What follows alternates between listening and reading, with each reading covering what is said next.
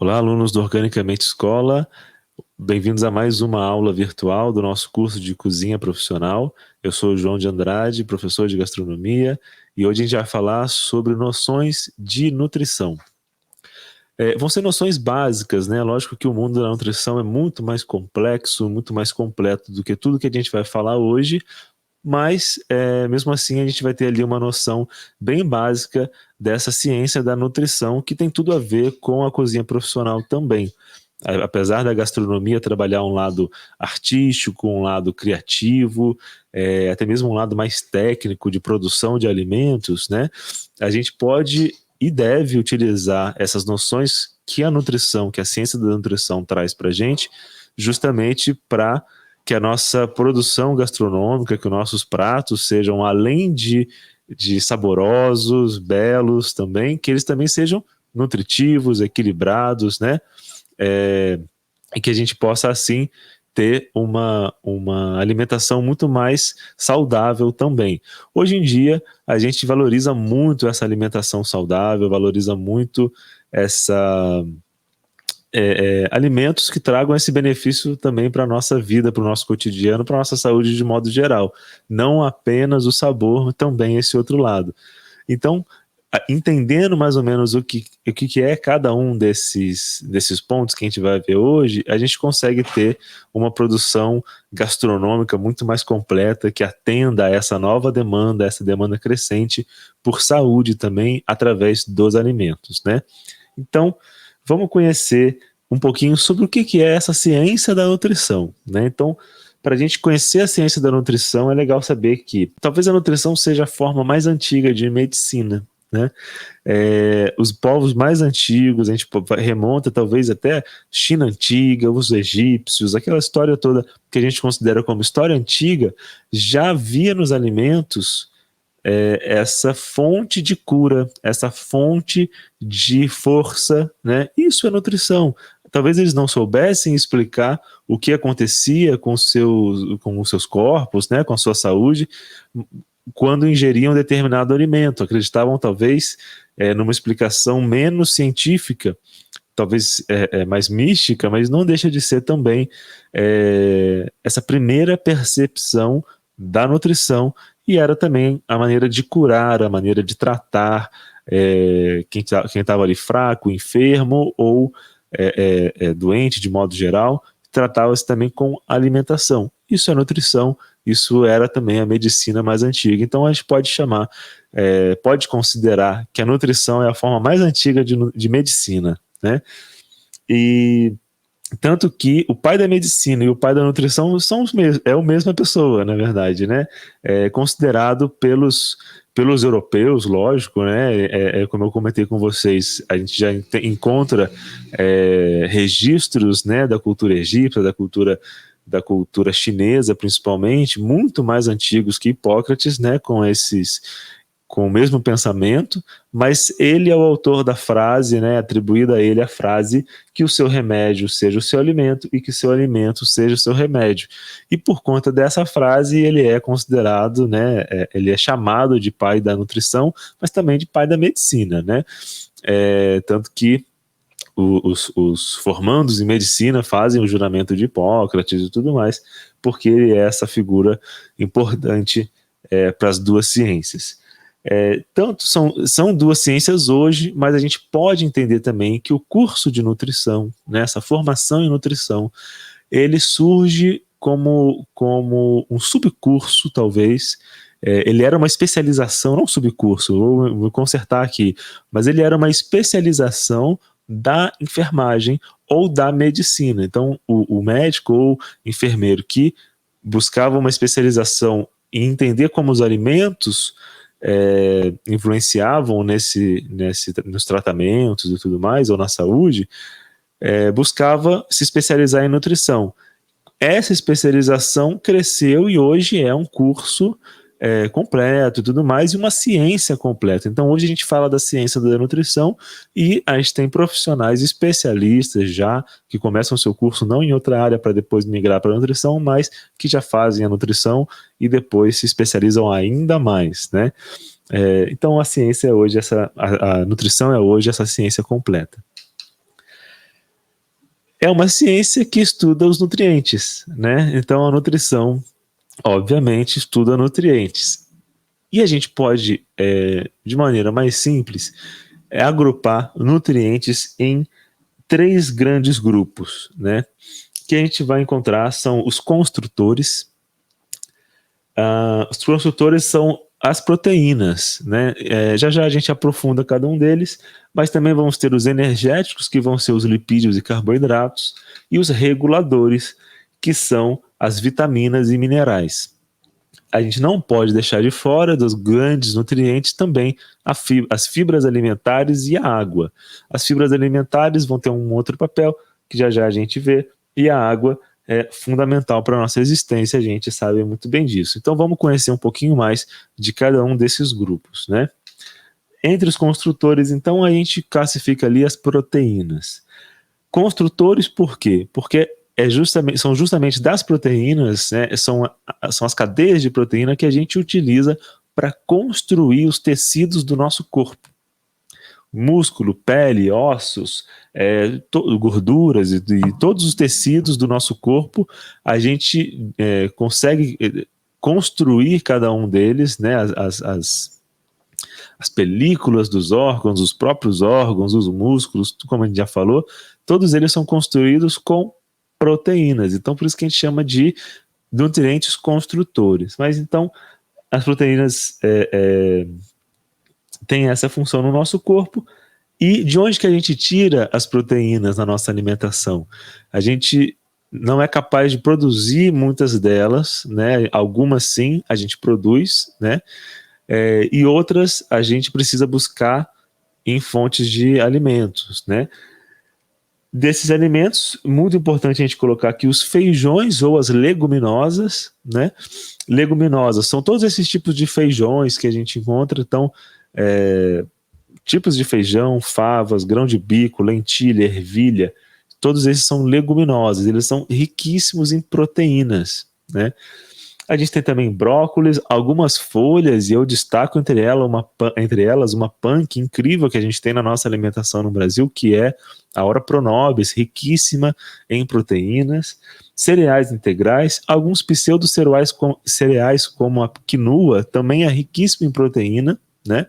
Então a gente tem esse pseudo-cereal que é a quinoa, que é outra fonte de proteína importantíssima para a nossa alimentação. Mas também produtos de origem animal, né? Então carnes, frutos do mar, leite, queijos. O importante é variar bastante, porque existem diversas proteínas na natureza, algumas delas são essenciais para a gente, e a gente precisa consumir todos essas fontes diferentes de proteínas para que a gente possa ter os mais variados tipos de proteínas no nosso organismo para construir os mais variados tipos de tecidos também, tá bom? Independente se a fonte é animal ou vegetal. Os carboidratos são essa fonte de energia. Nós falamos que os energéticos são carboidratos e os lipídios, só que eles são diferentes, né? Carboidratos são os açúcares, né? Eu posso até chamar o carboidrato de açúcar, até porque o açúcar de cozinha que a gente tem hoje, né? Aquele açúcar branquinho refinado, vocês podem olhar atrás da embalagem do açúcar, vai ter lá 5 gramas de açúcar, contém 5 gramas de carboidrato, ele é praticamente carboidrato puro, né? Então, os carboidratos são esses açúcares que vão dar o que para o nosso corpo? Energia. Essa é a grande função do carboidrato no nosso corpo, dar energia, que a gente chama de, né, o combustível para o nosso corpo. Qual é a principal fonte de energia, dessa energia que a gente vai ter? São as plantas, né? O carboidrato, os açúcares, eles são produzidos por plantas. Na fotossíntese, né, todo aquele processo de transformar a energia do sol, né, que libera ali íons que fazem reações químicas e tudo mais, geram o açúcar. E esse açúcar a gente pode consumir e a gente vai desmembrar ele, gerando energia para o nosso corpo.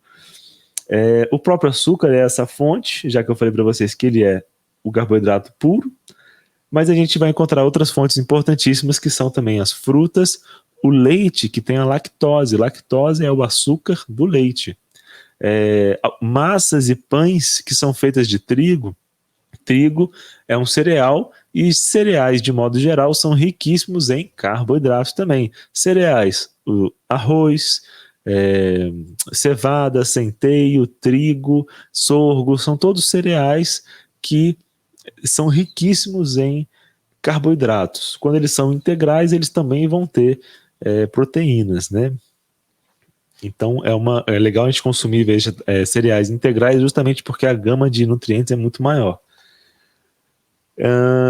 E dos vegetais também, a gente tem em especial ali as raízes. Então eu coloquei até aqui as batatas, né? Porque as batatas, mandioca, raízes de modo geral, são riquíssimas também em carboidratos, né? Nesses açúcares. Alguns deles, como a beterraba, é riquíssimo, tanto que é possível fazer, não da beterraba roxinha, né? A beterraba branca, chamada sacarina, ela tem um potencial de produção de açúcar igual da cana. Então essas raízes têm muito açúcar ali também, e um açúcar que a gente consegue queimar e transformar em energia de uma maneira muito mais fácil do que o açúcar refinado. Então é muito mais interessante que a nossa fonte de açúcares venha dos vegetais. E agora a gente tem esse outro energético, que são os lipídios. Lipídios é o nome científico para as gorduras, né? Gorduras e óleos. É diferente gordura de óleo? Sim, geralmente a gente considera gordura aquelas de origem animal e o óleo aqueles de origem vegetal. Então a gente fala óleo de palma e não gordura de palma, né? A gente fala óleo de oliva e não gordura de oliva, né? Então a gente geralmente deixa os óleos, só uma questão de português aqui pra gente, tá, pessoal? Óleo é geralmente de origem vegetal e gordura de origem animal. Entre as gorduras de origem animal, a gente tem mais comum na nossa culinária, né, a banha de porco ou a manteiga. A manteiga que vem do leite, né? Também é de origem animal. E das de origem vegetal, a gente encontra geralmente o azeite de oliva, óleo de soja, girassol, milho, canola,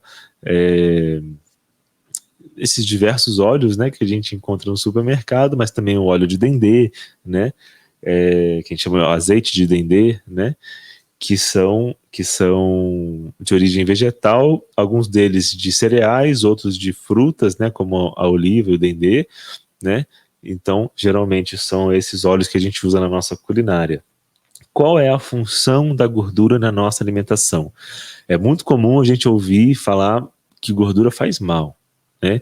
Realmente, né? Tem um excesso de tudo faz mal. Tudo em excesso, sem controle, faz mal para a nossa saúde. Então, as gorduras não são diferentes. Gorduras saturadas, geralmente as de origem animal, já são saturadas, né?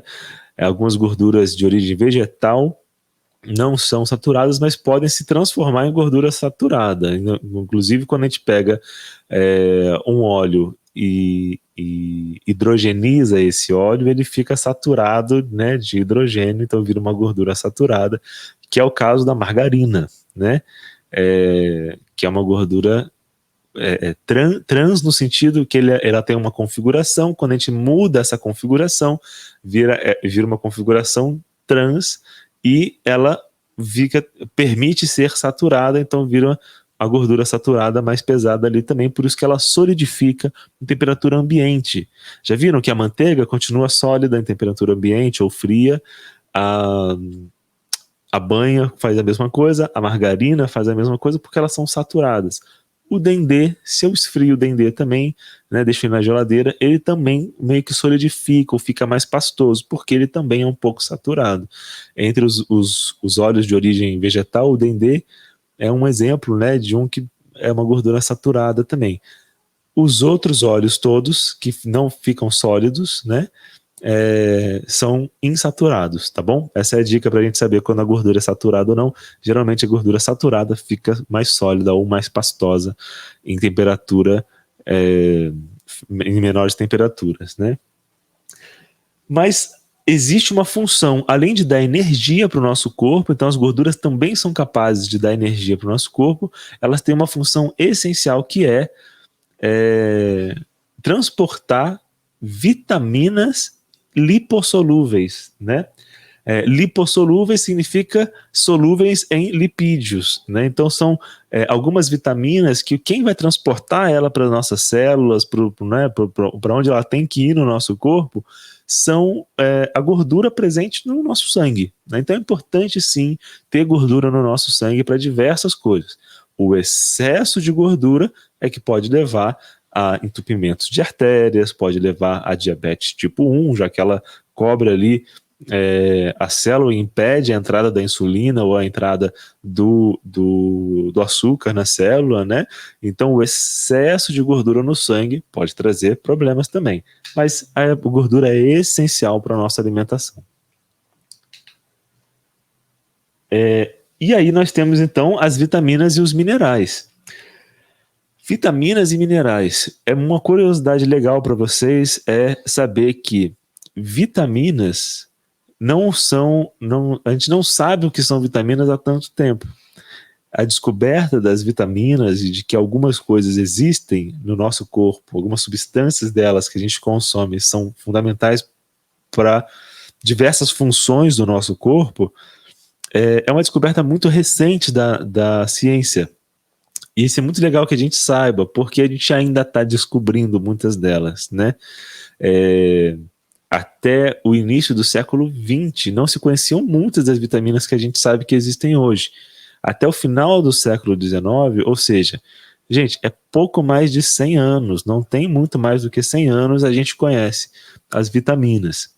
Não se sabia por que as pessoas, quando viajavam nos navios, né, ficavam com aquela doença relacionada aos piratas, né, justamente porque eles estão viajando muito tempo, que é o escorbuto, que é uma deficiência de vitamina C, porque as pessoas não sabiam que existia vitamina C, né? E aí, quando descobriram isso, foi uma febre na medicina e na farmácia no mundo todo, né, na ciência da farmácia, né, no mundo todo, estudar outras substâncias, entender o que elas são. E também a gente ainda vive esse boom de vitaminas industrializadas, né? Durante o século XX todo, as pessoas tentaram fazer aqueles complexos vitamínicos, começaram a colocar vitaminas em comida de criança, e tudo. Até hoje a gente vê isso no mercado, esses produtos industrializados que têm todo tipo de vitamina, suplementos alimentares com todo tipo de vitamina. Legal é que a fonte de vitamina não seja esses complexos. Isso é mais para quem precisa, para quem não consegue adquirir essa vitamina de outra maneira. É legal buscar, então, lógico que por recomendação de médicos, né, buscar esses suplementos alimentares, mas para quem não tem nenhum problema com a alimentação, que busque, então, frutas, verduras, legumes, que são riquíssimos em vitaminas e minerais, que regulam o nosso corpo. Então, eles são os reguladores. Se eu tenho essas substâncias, por exemplo, a vitamina A, o meu olho funciona melhor para a visão noturna, para a visão mesmo. Então, justamente essas são substâncias que vão ajudar as funções, as reações químicas que acontecem dentro do nosso corpo a funcionar melhor. As reações vão acontecer melhor porque eu vou ter aquela substância e aí eu consigo, meu corpo consegue funcionar adequadamente, funcionar sem problema nenhum, porque está tudo ali, né? Se eu não tenho essas substâncias no meu corpo, eu começo a não enxergar bem, por exemplo, a minha pele começa a rachar, porque ela já não vai ter elasticidade e tudo mais. Por quê? Porque quem confere essas facilidades para o meu corpo são essas vitaminas e esses sais minerais também. Bom, além desses ingredientes, desses nutrientes todos importantíssimos para a nossa alimentação, a gente tem outros nutrientes que são fundamentais também para o bom funcionamento do nosso corpo e para a absorção daqueles outros nutrientes que a gente falou antes, né? E um que é muito importante são as fibras alimentares. A fibra alimentar, ela não compõe nada no nosso corpo, né? Eu não preciso pegar a fibra alimentar e dela ela vai construir um músculo ou ela vai regular uma função. Não é isso que acontece. A fibra alimentar é fundamental para o bom funcionamento do nosso intestino. A ciência da nutrição não trata só do comer, mas também trata de toda a digestão, inclusive no intestino, porque é no intestino que a gente absorve água e a maior parte dos nutrientes da nossa alimentação. Então o intestino é muito importante para a gente por conta disso.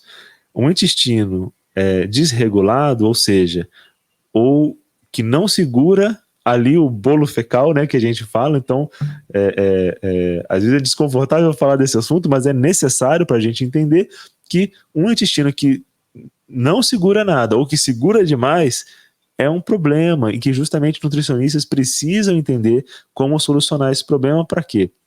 Para que a absorção ali dos nutrientes e da água seja mais eficiente no intestino. Então, as fibras alimentares ajudam a formar um bolo fecal, a reter água no intestino, para que a gente possa absorver todos esses nutrientes fundamentais. Quais são as fontes das fibras alimentares? As principais são cereais integrais, vegetais frescos também, né? Quando você congela ou descongela, ou ele é processado, industrializado, já não conta muito. Quando está frito, né, e tudo mais, já não conta muito. Então, vegetais frescos, ensaladas, né? Frutas com casca, que a gente fala, né, que na casca tem fibra, realmente, né? A maioria delas tem. Então, é importante a gente também se alimentar desses cereais integrais, ou receitas feitas com cereais integrais, justamente para que a gente possa ter fibras, e essa fibra ajudar na absorção dos outros nutrientes, e o principal nutriente do nosso corpo, que é a água, né? Nosso corpo, a gente já ouviu falar isso muitas vezes, 70% água, né? A água é fundamental para a gente, então se hidratar é muito importante, e a água é fundamental não só para compor o nosso corpo, mas ela também transporta nutrientes, né? Ela que vai levar oxigênio, vitaminas, sais minerais para as células, ela que expulsa substâncias tóxicas do nosso corpo, né? Então, por isso, beber bastante água, água filtrada, água limpa, né? Adequada para o consumo, e também a água que vem de vegetais, né? Como frutas, melancia, melão, aquelas frutas bastante ricas em água. É mais uma forma de beber água também. Além das vitaminas, você vai estar absorvendo água com essas frutas também, tá bom? Então falamos aqui dos principais nutrientes que a gente tem na nossa alimentação, e a ciência da nutrição ainda traz para a gente outros conceitos importantes para a gente conhecer e aplicar na nossa ciência da culinária, da gastronomia, tá bom? Um deles é a pirâmide alimentar. Pirâmide alimentar, pessoal, é um conceito um pouquinho controverso. Inclusive, essa aqui que eu trouxe para vocês já é a nova pirâmide alimentar, porque na década de 90 se criou uma pirâmide alimentar que foi largamente difundida, mas que não considerava muitas coisas, como fatores culturais, como exercícios físicos, não considerava, por exemplo, ainda pensando em fatores culturais, o consumo de bebidas alcoólicas e tudo mais, e que tudo isso tem um efeito ali no nosso corpo também, né? Só para a gente entender, bebida alcoólica, ela tem um efeito, o álcool vai ter diversos efeitos no nosso corpo, mas também pode ter benefícios, dependendo da bebida, mas também dá calorias, né? Cada grama de álcool tem 7 quilocalorias. Pra vocês entenderem, é mais do que do carboidrato. Lembra que a gente falou? O carboidrato dá energia. Caloria é a medida da energia que o nosso corpo tem, tá bom? Então, assim, 1 grama de proteína vai ter 4 quilocalorias. 1 grama de carboidrato também 4 quilocalorias, né? Então, proteínas e carboidratos dão a mesma quantidade de energia para o nosso corpo. 1 grama de lipídio já vai ter 9, mas 1 grama de álcool tem 7. Então, é importante a gente saber a quantidade de calorias e o efeito que o álcool também tem na nossa alimentação. Então, essa pirâmide que eu trouxe para vocês considera um pouco mais alguns desses fatores. Então, quanto mais na base tiver, maior deve ser a nossa atenção ali na nossa alimentação. A pirâmide antiga não tinha esse primeiro degrau aqui da nossa pirâmide, que a pirâmide alimentar mais recente considera o quê? Exercícios físicos e controle do peso e hidratação, né? Exercícios físicos, controle do peso e hidratação. Não importa, pessoal, qual tipo de exercício, pode ser esporte, academia, né? Mas sempre estar ali com o corpo ativo é importante para a nossa saúde, importante até mesmo para a absorção desses nutrientes no nosso corpo. O controle do peso, pessoal, não é de forma alguma excluindo pessoas que estejam acima do peso, mas o controle é importante, por quê? Pessoas que têm, por exemplo, problema cardíaco, né? Problema cardíaco não é exclusividade de quem está acima do peso. Pessoas magras também têm. E justamente por isso o controle do peso. Por mais que a pessoa esteja magra, uma variação muito grande de peso ao longo dos dias, assim, pode indicar problemas de saúde. Então, controlar o peso é muito importante. Ter noção de quanto você está pesando. Hidratar, acabamos de falar, o quão importante é estar sempre hidratado, né, para todo o funcionamento do corpo. Lembrando que água demais, a água em exagero também pode ter problemas. Então, estar bem hidratado e não hidratado em excesso, né? E aí na base a gente vai ter aqui os nossos parte, né, dos ingredientes que trariam nutrientes energéticos. Então a gente vai ter lipídios, carboidratos, que vão ser as massas ali com pães integrais, cereais integrais, né? O próxima etapa, frutas e verduras, né? Ou seja, quanto mais abaixo da pirâmide, mais a gente deve consumir. Depois a gente encontra as fontes de proteína, carnes, ovos, leguminosas, né? Que são e oleaginosas, que são as castanhas, né? Nozes, castanhas, que são fontes de proteína. Um pouco mais acima, leites e derivados. Os leites e derivados eles vão ter tanto açúcares quanto gorduras e proteína também. Então é importante a gente tomar cuidado porque é uma quantidade de gordura que pode ser muito, muito grande para algumas pessoas, né? Se alguém já consome bastante gorduras nessas outras etapas, nesses outros degraus, talvez o consumo de queijos possa ser mais reduzido mesmo, tá? E só lá em cima que a gente vai encontrar carnes vermelhas, carnes industrializadas, né, doces, refrigerantes, o excesso de sal, né? A gente deixa tudo lá para cima porque é o mínimo possível. Isso a gente restringe ali aquela festinha no final da semana, ou né, um dia que a gente chutou o balde, a gente pode consumir um pouco mais, mas que todos os outros degraus sejam o nosso cotidiano. É isso que prevê. Nesse momento aqui, é legal a gente lembrar que não foi dito quais legumes, quais oleaginosas, quais carnes, né, o que deve ser feito, mas sim que o tipo de coisa. Então a gente associa isso também à nossa cultura alimentar, tá bom? Ao que a gente come no nosso dia a dia, o que tem disponível na nossa região, é sempre importante considerar isso também. Essa é a pirâmide alimentar, é importante que a gente conheça. Sempre que forem pesquisar, procurem a nova pirâmide alimentar, que é essa que começa com atividade física, controle do peso e água, porque essa aqui já está mais atualizada, é um pouco mais interessante para a gente trabalhar a partir disso. Entendendo esse consumo aqui, a gente pode entender também que a ciência da nutrição se desenvolveu até entender, justamente naquela busca pelas vitaminas e tudo mais que eu falei para vocês, ela percebeu que alguns alimentos têm substâncias ali que não são vitaminas, que não são sais e que não são aqueles nutrientes, né? Mas que trazem um benefício a mais para a nossa saúde. Que benefício seria esse? Seriam evitar doenças, ou prevenir doenças, em alguns casos, às vezes até tratar alguma coisa, né, ou regular ainda mais o nosso corpo, né, mas que não são nem vitaminas, nem sais, nem nada disso, como a gente falou antes.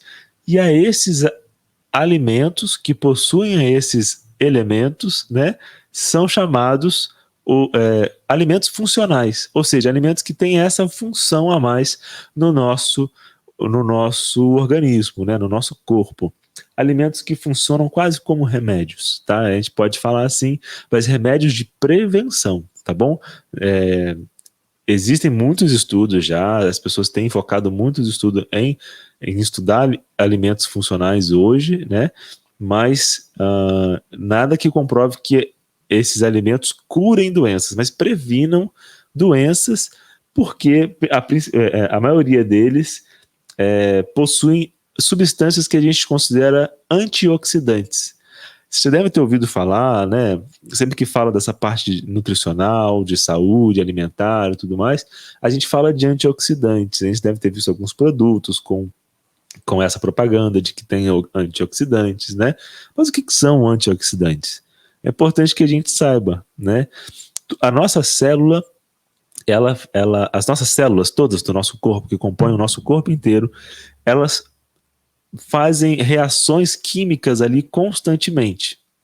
Dessas reações químicas, às vezes sobram íons ativos. E aí tem que lembrar das aulas de física da escola, hein? E lembrando que eu sou professor de gastronomia, não sou professor de química. Eu vou tentar explicar da melhor maneira aqui.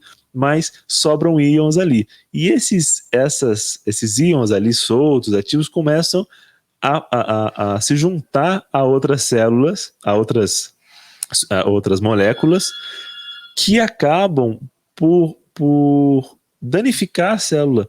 É o que a gente chama, um processo que a gente chama de envelhecimento celular, né? Justamente a célula, ela começa a se degradar ali, a se desfazer, meio que a morrer, né? Justamente por conta desses íons. As substâncias antioxidantes olham para essas coisinhas soltas ali que vão matar a célula e pegam para elas ali, juntam, fazem uma reação com elas e juntam e conseguem jogar fora essas substâncias, né?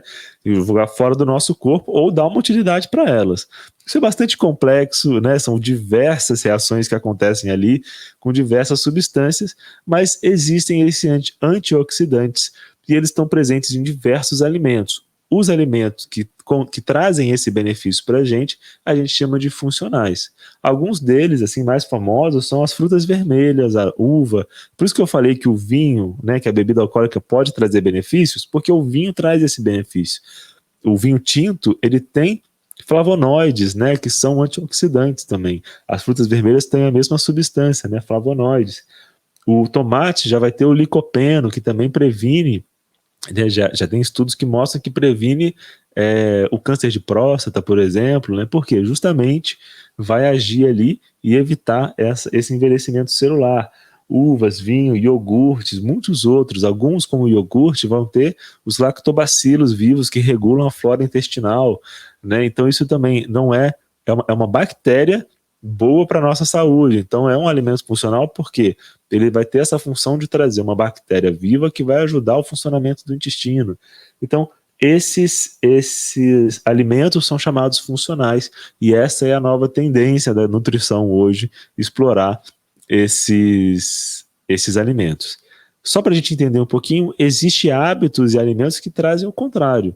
Fumar, bebida em excesso, muita fritura, muitos corantes, produtos industrializados, conservas, eles vão ter o efeito oxidante para o nosso corpo, né? Então, esses hábitos, assim, eles vão acelerar o envelhecimento celular e que, por isso, podem gerar doenças, podem gerar debilidades, alguns podem gerar câncer e por aí vai, né? Então é importante a gente equilibrar ali e algum desses hábitos não ter mesmo, né? Dependendo de cada um, é bom mudar esses hábitos e ter, na verdade, o hábito de buscar alimentos que vão promover a nossa saúde também, que seriam os alimentos funcionais, tá bom? E aí a gente consegue colocar isso, todos esses conceitos, né, que a gente falou agora, no que a gente chama de equilíbrio nutricional. Quando a gente monta um prato, né, seja um prato um pouco mais chique ou um prato, um PF, é legal que a gente faça um equilíbrio das substâncias que vão estar ali, né? Eu preciso ter bastante proteína, que é fundamental para a gente, preciso ter carboidrato, preciso ter vitaminas e sais, né? Então, frutas frescas, preciso ter, quero colocar alguns ingredientes que tragam essa questão funcional, posso colocar também, sempre em equilíbrio. Falei lá que a gordura é importante, então vou encher meu prato de gordura. Não, equilíbrio, ela é importante, então ela tem que estar lá, mas ela tem que estar em quantidades adequadas, né? Então, essa é a grande contribuição da nutrição para a ciência também da gastronomia, tá bom? Ao longo das aulas práticas é possível a gente desenvolver um pouco mais sobre esse equilíbrio dos pratos, né? Mas sempre que você for comer em algum lugar, sempre que você estiver em casa, tenta reparar se eu tenho ali bastante raízes, cereais, fonte de proteína como feijões, favas, brócolis, couve-flor, carnes, né? Se eu tenho isso ali equilibrado no meu prato e também sempre frutas e verduras para trazer ainda mais nutrientes para a nossa alimentação. Essa é a grande contribuição que a nutrição, que esses conceitos básicos de nutrição podem trazer para a produção culinária e gastronômica. Tenho aqui também as referências que eu usei para construir esse material, vale a pena jogar no Google, pesquisar um pouquinho para ler um pouco mais. E eu agradeço, obrigado por mais essa aula, até a próxima aula do Organicamente Escola.